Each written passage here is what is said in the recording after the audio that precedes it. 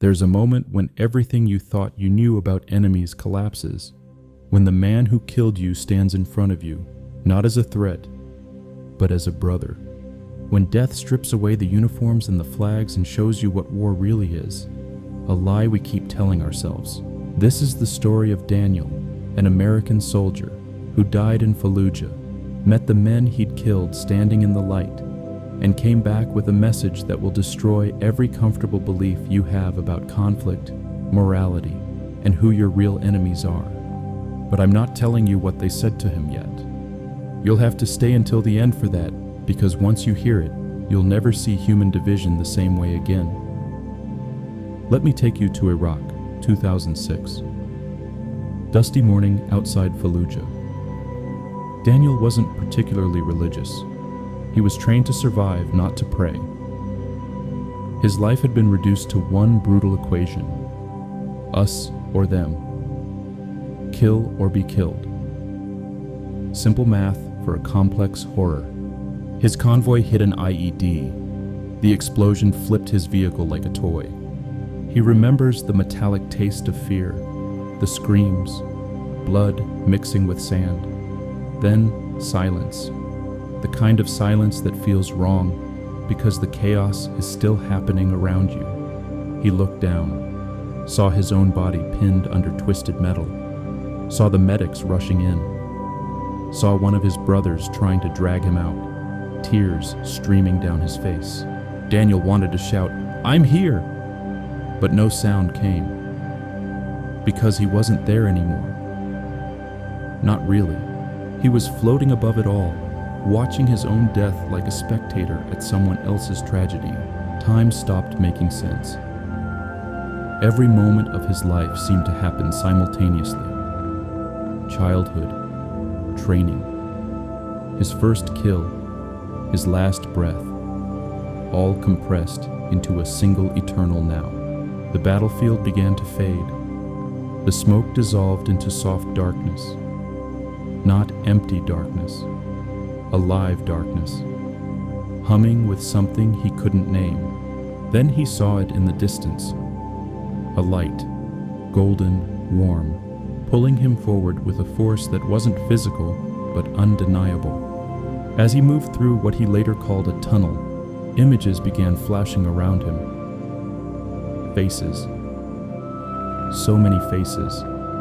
Soldiers he'd lost, men he'd killed. Each face carried emotion, fear, anger, despair. And he didn't just see them. He felt them. Every single one. The man he shot behind a wall. The teenager holding a rifle, crying before he fell. They appeared one by one, and with each, Daniel experienced something horrifying.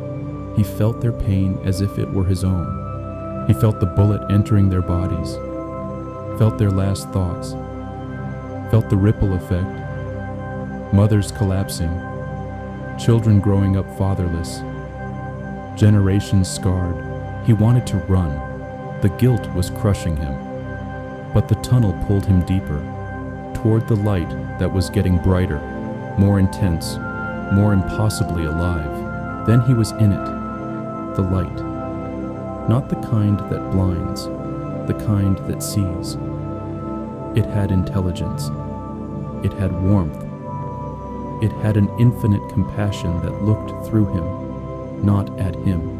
Daniel described it later as being known completely. Every dark thought, every sin, every moment of cowardice, and still being loved. He stepped fully into it, and in an instant, the war disappeared. The dust, the pain, the hatred, all dissolved like smoke in wind. And standing in front of him were 5 figures, radiant beings made of light and memory.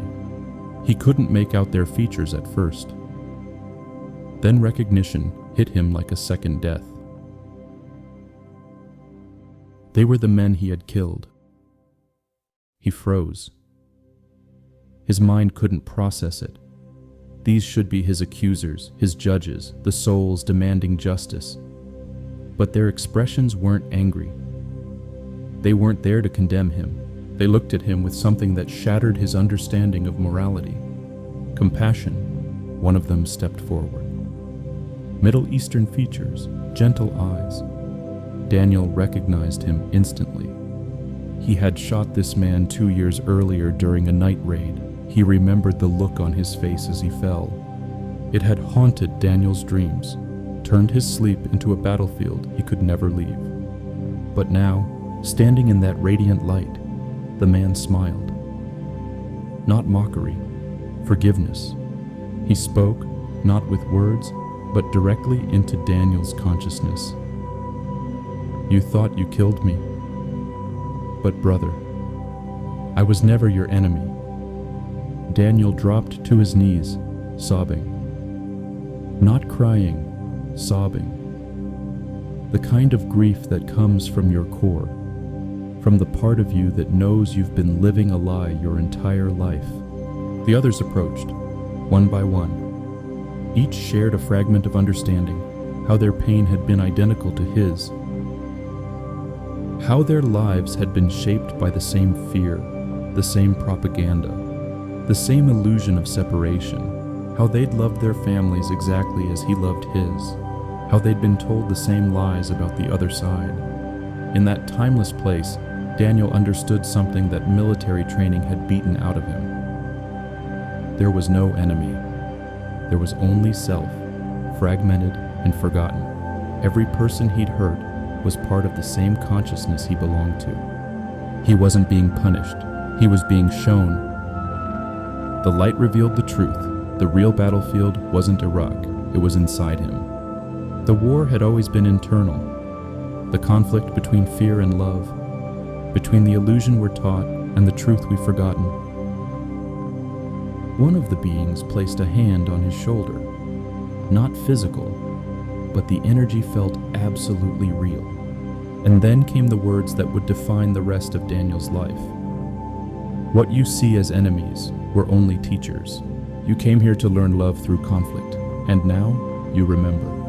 Those words echoed through every particle of his being. He realized that even in the darkest acts of war, there had always been a hidden thread of purpose to awaken the human heart, to show us, through the most brutal means possible, that we're one. Before I tell you what happened next, when Daniel is given a choice that will change everything, I need you to do something. If this story is hitting you somewhere deep, if you're questioning beliefs you thought were solid, hit that subscribe button right now.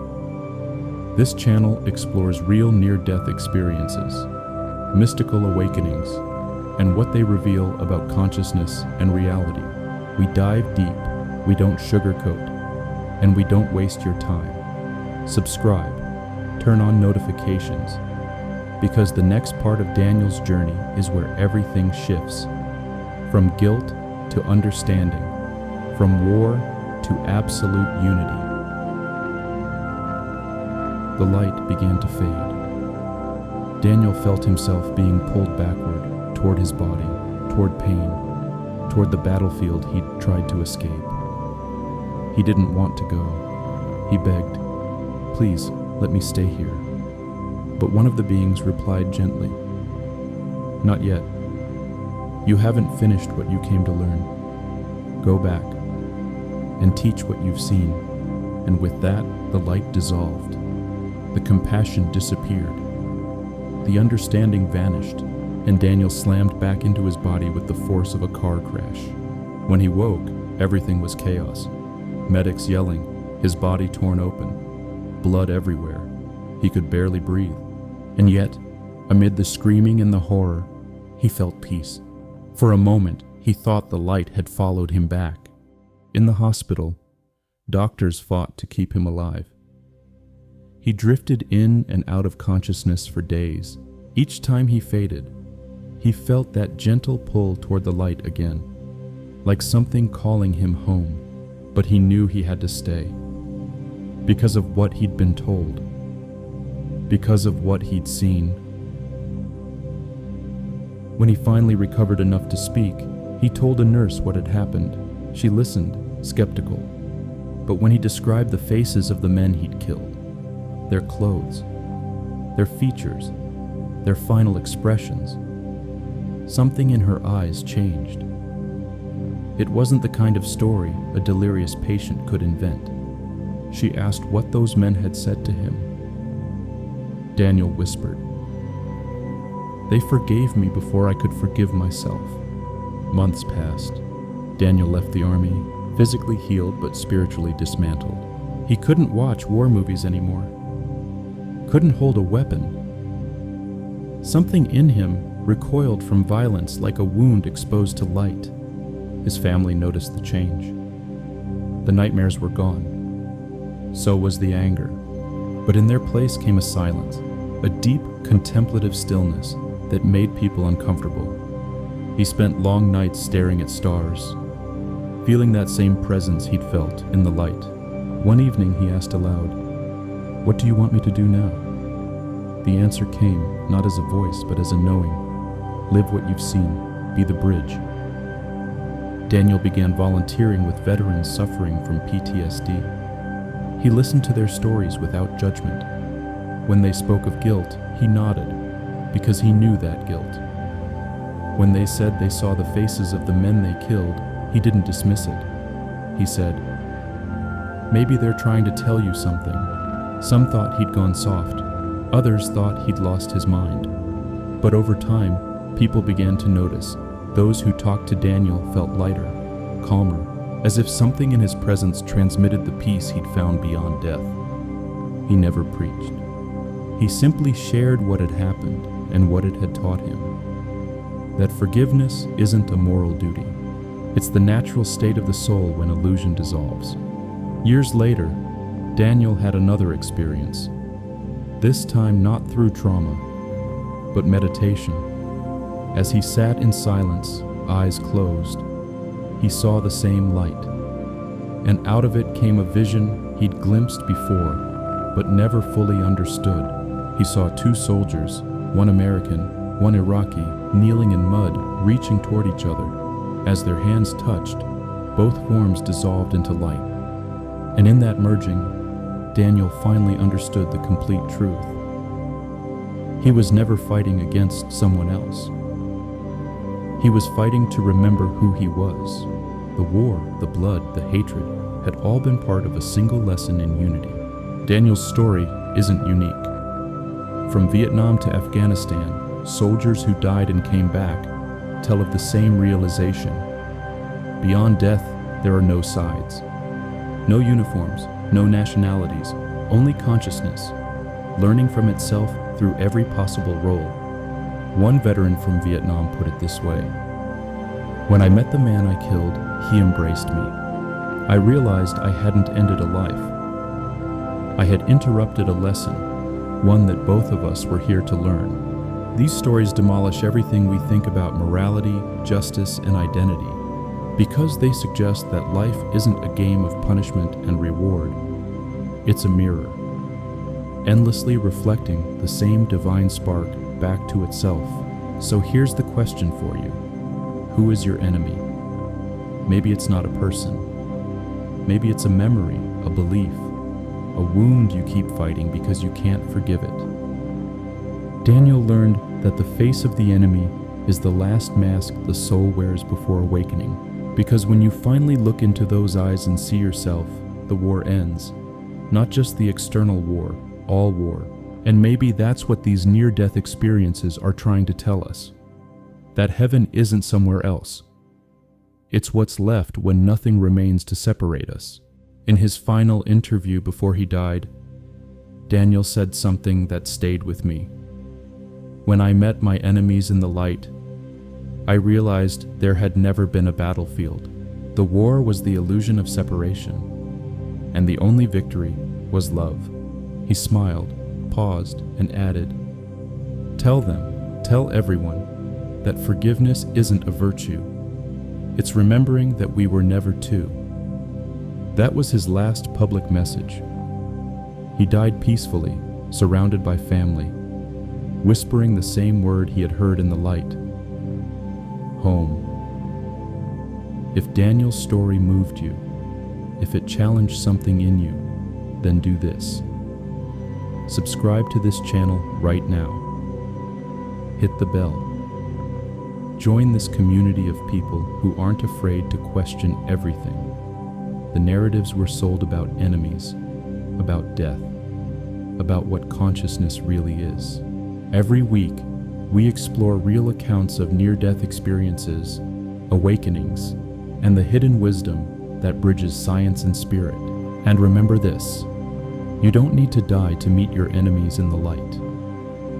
You only need the courage to stop fighting long enough to see that they were never your enemies at all. They were always you, wearing a different face, teaching you the same lesson, that love is the only thing that was ever real.